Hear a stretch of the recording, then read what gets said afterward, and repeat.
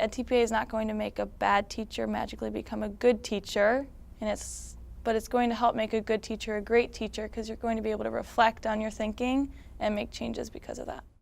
My supervising teacher and I had a very special relationship. She was beginning her first year being evaluated by the Danielson framework, and I was doing the edTPA.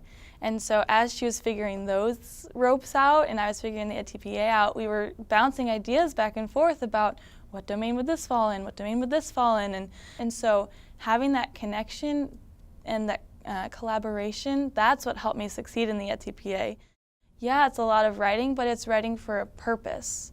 It's writing so that you are a better teacher because you are reflecting. If a teacher doesn't reflect and they just choose to continue to do the same things every day and it's not working, it's not going to suddenly magically work until you stop and say, what isn't working? What am I not doing well? And just take an understanding of that and apply that. Then you will finally have the success that you're looking for. But if you think, oh, it's the kids that aren't responding. No, it's how can you reach those kids? You need to change and you need to mold yourself to the classroom you have. The way I'm teaching my kids now might not be the way I'm teaching my kids next year. And that's when you reflect with the edTPA, those are the kids you have right now and that's what you need to do. Videotaping can either be your best friend or your worst enemy. If you are willing to take the criticism and be your best critic, it will be a powerful tool. But if you refuse to truly observe yourself and reflect on yourself and you make excuses, it's not going to do anything for your best practice. So it's good because the edTPA, that was the first time where I really had to stop, video myself, and reflect.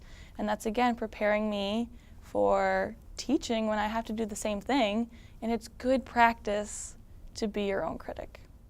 I just had my first evaluation using the Danielson framework, and it was almost identical in some parts of explaining the why behind what I'm doing in my classroom. It's not enough just to say, I am doing this because it's good for the kids. I have to say why it's good for the kids. How is it helping them? And the edTPA, it prepped you for that because you had to explain in great detail why you were doing what you were doing.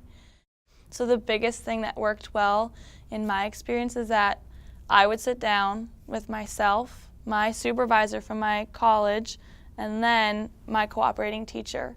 And the three of us would consistently discuss what I was doing, where I was going, and what my goals were, so that we were all on the same page.